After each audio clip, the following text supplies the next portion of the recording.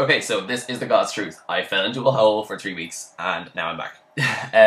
Honestly, I was just really busy. I keep saying I'm really busy and I don't make up excuses. Nevertheless, hello guys, what is going on? We will YouTube here back with another video. So, lots of stuff has happened in the past few weeks, most notably YCS Austin, in which we see my beloved mermaids, unfortunately the mono build, which I'm not particularly fond of, but which I have been trying recently and is actually pretty good, winning its first YCS. Winning! So yes, many congratulations to that deck.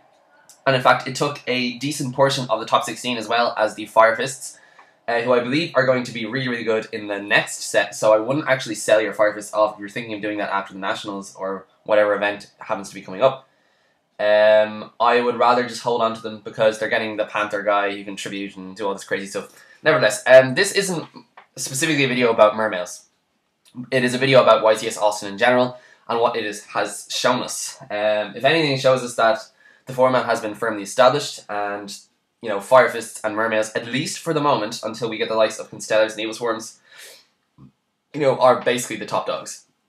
And everyone is going to be signing against them in any events that you guys may have in your respective countries, in your respective regions, and so forth. So what makes this build not necessarily better, but more suited to the style of play of a lot of players, and more suited to the meta? Well, it's pretty much the fact that it can spam Abyss Gaios and rank 7s. It can spam a lot more quickly than the other mermaid deck. That mermaid deck tends to run a lot more slowly with Genix Undine. It searches more, in that sense it is more consistent, but people do complain about the Genix controllers in your hand. But in fairness, I actually like Genix controller because it allows you to go into Gungnir, and in my opinion that build is actually far more versatile. But maybe it's that people are just net decking and they're just following the trend of Billy Break and they're all deciding to build this deck.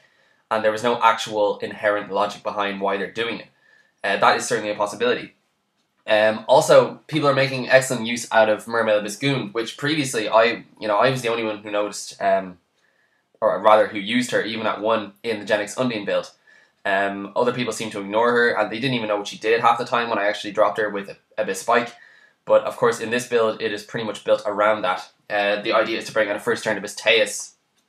And if you have another mermaid in your hand and a few other water monsters, you can search open Abyss Gund and then pitch that in something else, and then you get to bring back the monster you originally discarded for the first Abyss Teus. So, which could be like, you know, an Abyss Lead or something. And you can take a card out of your opponent's hand, overlay into a rank 7, and then you probably still have an Abyss Lind on the field or something. So that is the basic idea. The only problem with the deck that I find, and of course I'm not taking anything away from this guy because he won, so obviously, or any of the decks that topped that were mono mermaids. My problem with this deck is that it's slightly unreliable in the sense that if you draw Abyss Squall really early and it's pretty much dead in your hand. I know you can discard monsters a lot, but I always found that card to be a little bit dead.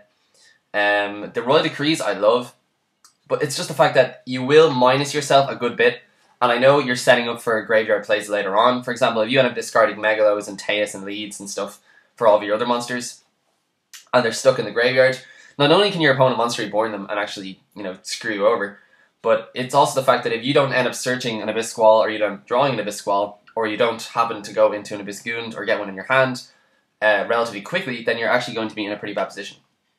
And you're going to end up minusing yourself loads, and you're basically going to burn through your entire hand. And you see the things, you can't fall back on the likes of Genix Undine, who just gets you a nice search, and who gets you a monster on the field, albeit only 1200 attack, and allows you to get over things such as Evilswarm Ophion. What Dex Silent Enigma was saying a while back was that everyone was going to switch back to the Genix Undine build simply because of Evilswarm Ophion, and I couldn't agree with him more.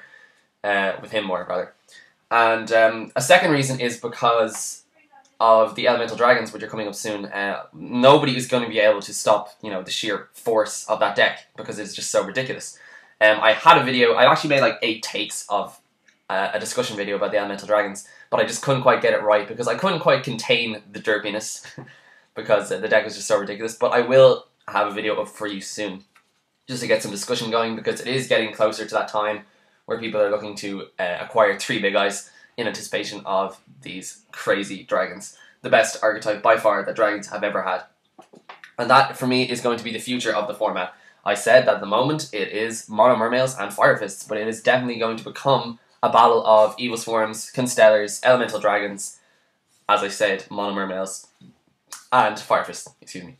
So it will certainly be an interesting format. It'll be one of these sacky, stupid formats where if you go first, you have a probably 70% chance of winning the duel. I mean, I'm not saying that isn't the case anyway nowadays, because going first just gives you an insane advantage depending on the deck you're running. You know, back in the day, it was like Magician Shark, obviously. With windups, I mean, that just gave you stupid advantage, 4 XYZs, and, you know, it was awesome.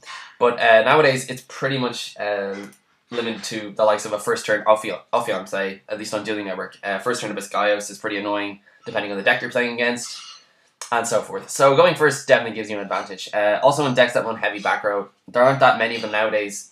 Fire Fists I wouldn't really count as running heavy back row, because a lot of them are chainable only to their monsters during the damage step or whatever. So if you get rid of the monster, then their back row is essentially useless. But obviously that's just a generalization. They run, you know, regular back row as well. Nevertheless, going first is going to be a very, very important part of the upcoming months. So that is pretty much all I wanted to say in this video. Actually, it's just a video to kind of get back into the swing of things. I will definitely have more videos up for you guys soon. If there's any deck in particular that is coming up you want me to talk about, I know for a fact that I haven't done the other half of my Constellar versus Evilswarm thing, so I'll be putting up the Evilswarm video for that very, very soon, probably in the next couple of days. I definitely have a lot to say. Obviously, I'm going to be talking about their Broken Lance and so forth. But anyway, stay tuned for that, and thank you so much for watching. Be sure to comment, rate, and subscribe as always, and I will talk to you guys later. Peace out.